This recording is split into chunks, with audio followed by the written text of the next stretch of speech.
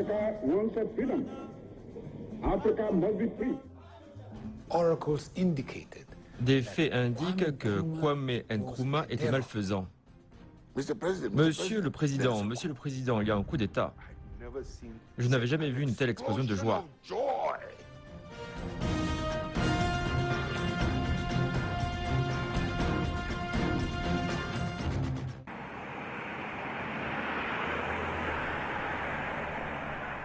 Accra, capitale du Ghana et plus grande ville du pays.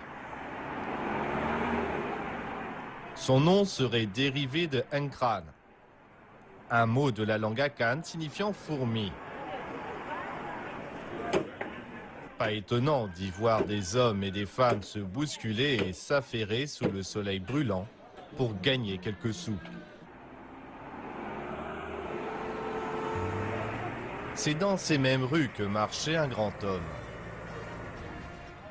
Un homme qui a mené la lutte pour la libération du Ghana. Son nom, Kwame Nkrumah.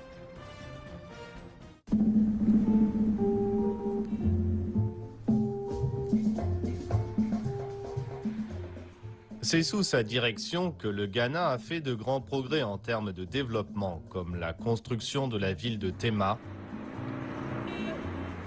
de l'autoroute Accra-Tema, de l'Université des sciences et technologies Kwame Nkrumah et du grand barrage d'Akosombo. Bien sûr, il a également joué un rôle clé dans la fondation de l'Organisation de l'Unité africaine.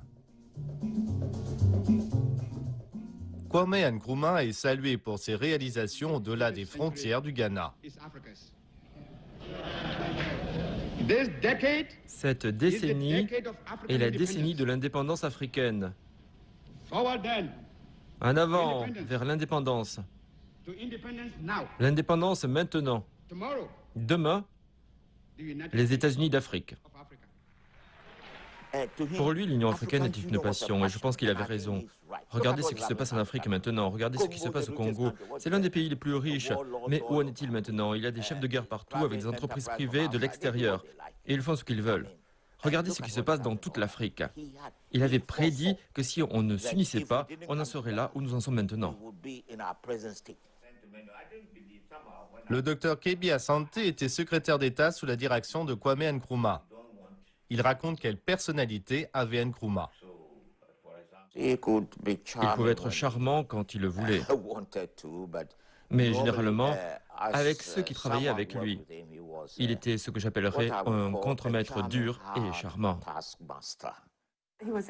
C'était un bon danseur et il aimait la musique. On entendait de la musique, je me souviens qu'on entendait souvent du high life, de la musique traditionnelle.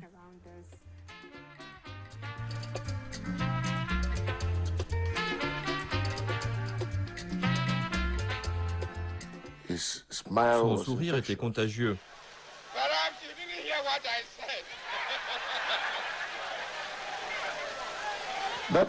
C'était le charme de Nkrumah, un homme qui était très engagé pour l'Afrique.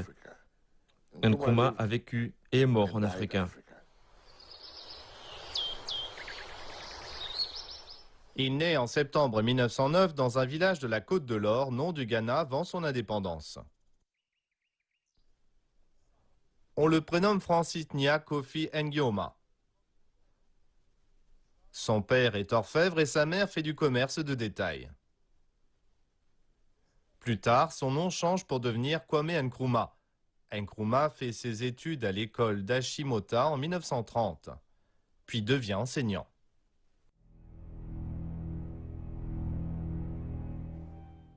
Nkrumah était un être humain très ordinaire.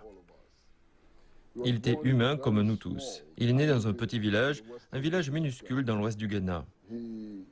Il a reçu un enseignement catholique. Il est allé à l'école d'Achimota. Au début, il voulait devenir prêtre catholique, mais il a finalement enseigné au lycée d'Achimota, qui était un lycée très prestigieux pendant l'époque coloniale. À 26 ans, Nkrumah quitte la Côte de l'Or pour étudier à l'université Lincoln aux États-Unis. Il lit beaucoup les écrits de Karl Marx et de Marcus Garvey, ce qui fait naître en lui un intérêt pour les idées socialistes. Nkrumah s'est beaucoup inspiré de l'œuvre de Marcus Garvey et les idées de retour en Afrique et de liberté pour les Noirs l'ont beaucoup inspiré également. Il en savait beaucoup sur toutes ces choses. Cela a alimenté ses idées sur la conscience panafricaine et un besoin de rallier un large éventail de personnes à ce qu'il voulait faire. Aux États-Unis d'Amérique, il est tombé sur les écrits de George Padmore et d'autres qui étaient dans le mouvement panafricain.